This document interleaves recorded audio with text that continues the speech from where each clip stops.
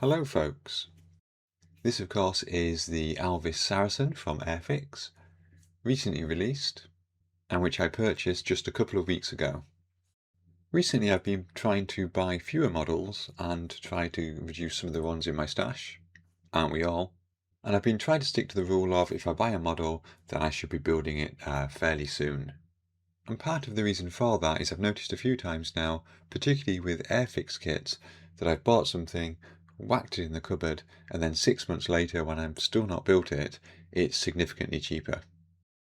Anyway, on to the Saracen. It is of course a 6-wheeled APC. It was produced from 1952 to 1976, and it's been used in a variety of theatres across the world, but perhaps most notably on the streets of Northern Ireland during the Troubles. And this Mark V version represents an up-armoured Saracen specifically for Northern Ireland.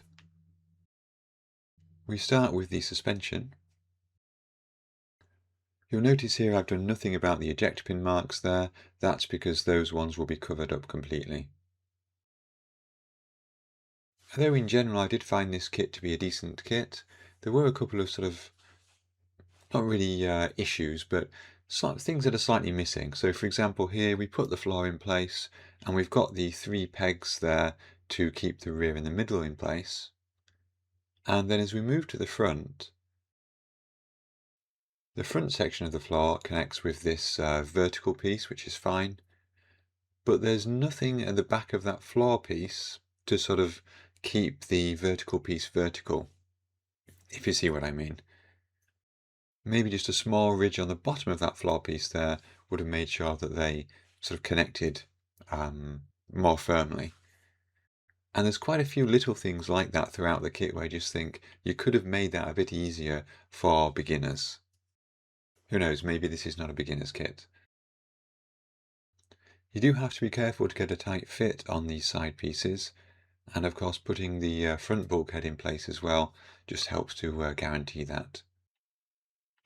I did find this plastic to be quite soft, and particularly when sanding things with a sanding stick, I found it quite hard to get a sharp edge rather than a very sort of, well, soft edge.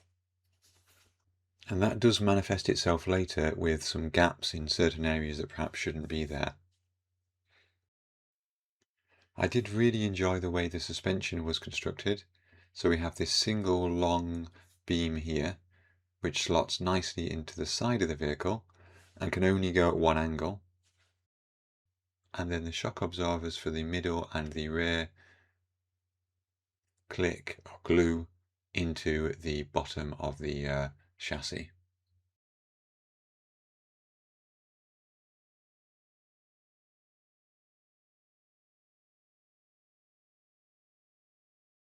It's quite a smart way of designing a fairly complex piece.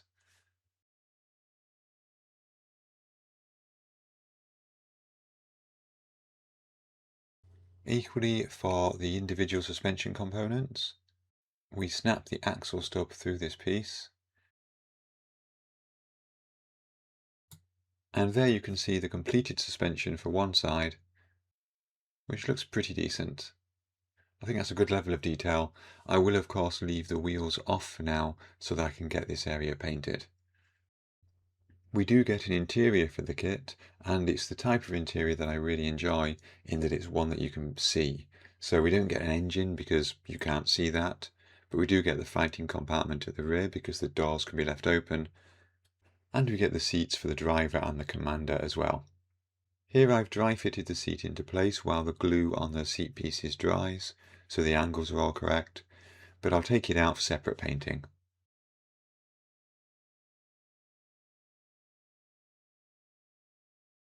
Our seats in the rear are made of 2 components, the framework and the cushions, and again I left those separate, partly for separate painting and partly because it wasn't really clear to me at this stage how those seats fit onto the sidewall. One thing that confused me, but it actually is quite a sensible design, is we put these pipe pieces in here and there's a gap. And of course, as a modeler, our instinct is to try to reduce gaps, but the gap is so big that it becomes quite obvious that it's deliberate, and of course it's because the side armour goes between those two pieces. Next we build up the steering column, and initially I dry fit this the wrong way because I assumed the steering wheel was kind of like a normal vehicle, but actually as you'll see in the final product, the steering wheel of the Saracen is sort of away from the driver. This storage box here is another thing which I decided to leave out until later, again because there's nothing really to rest it on or to click it to, and I'm guessing it's supposed to go against the sidewall, so it makes sense to me to put the sidewall in first. Talking of sidewalls, here they are.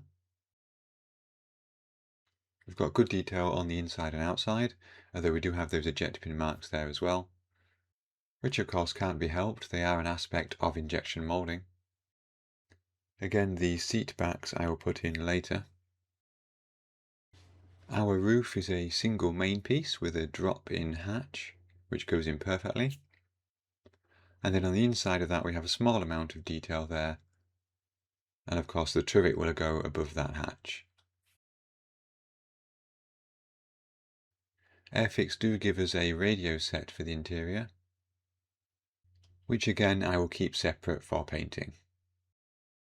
Basically the idea is I'll leave the roof off, paint the interior, put the roof on, and then paint the exterior.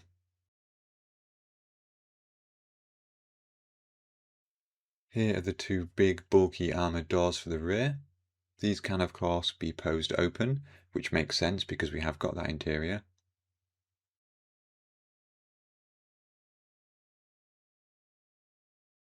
Now to get this slightly fiddly three-piece front panel in place, I did dry fit and tape into position the roof. The centre panel went in very well, just snaps in there on the bottom and there's no movement side to side. The two side panels needed a little bit more finagling just to make sure they were lined up properly. And of course, as I'm dropping the extra thin in there, I need to make sure I don't accidentally glue it to the roof as well. The driver's left side went in very well. The right side I ended up with a bit of a ridge, which I couldn't quite get rid of, but I'm hoping will be small enough to not be noticed in the final model.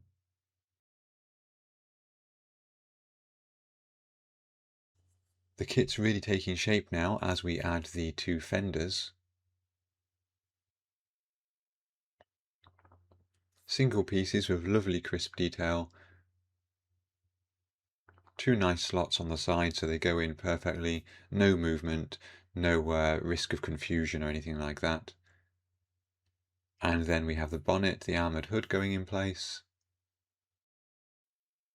There are some gaps around here, but I think these are intentional. I believe these are stowage bins that go on the side.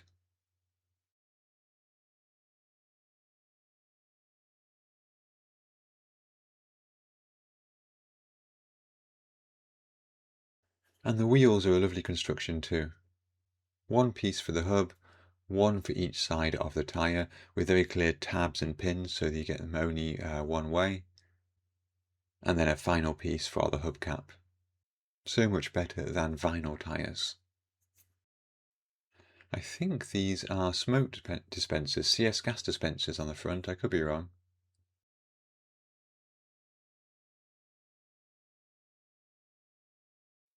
And then I didn't really realise it as I followed the first step, but we do get three different options for mirror configurations.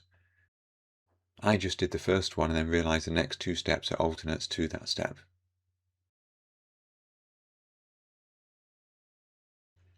I'm guessing this is some kind of siren or loudspeaker, which builds up with a little metal cage around it.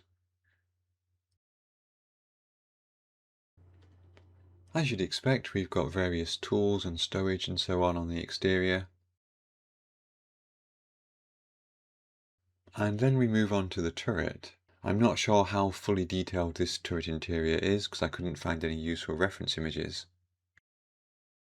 But we do get a couple of options. We've got the Browning M1919 or the L37 GPMG. And it seems as well we also have the option just to exclude the weapon at all.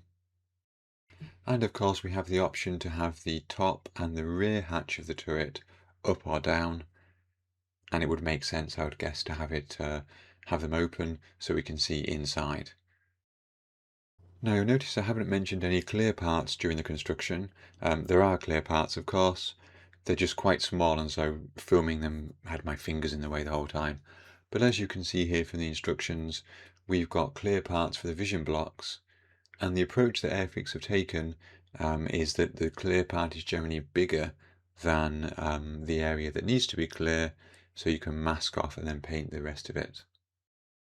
So here, for example, you can see in step 86 and 87 the assemblies for the front, left and right vision blocks for the driver. And then again here in step 110 and 111, we've got the fairly big sort of triangular clear parts, but only the circular part of that is the actual bit that should be clear, and the rest should be painted the body colour. Okay, so that's my final result, my final build. Obviously a lot dry fitted here. The roof is still detached so that we can get the interior painted. I do need to do a bit more research on the interior for a couple of reasons. Firstly, the interior colour, which I do believe is white, but I just want to double check that.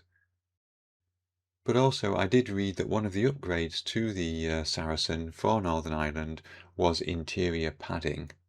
And we can see that certainly here on the rear door in this reference image. And then in other reference images, which I can't show you for copyright reasons, there seems to be quite a lot of padding on the interior sides as well. So I need to just research that a little bit more. Reference images also show that it was pretty common to have mesh guards around the headlights in Northern Ireland.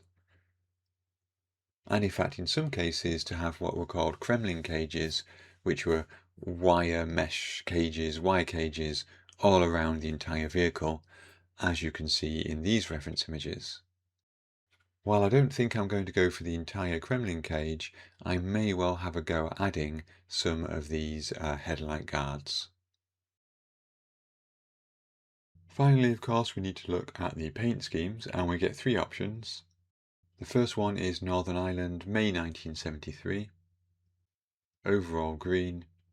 I must say that Airfix have done a good job here of pulling out the details for painting. So for example, the fire extinguisher there with what looks like a decal on it. And then again, the close-up of the lights so you can see exactly which parts need to be painted what colour. This is the option that I am going for. Option B is the prototype version of the vehicle, November 1972.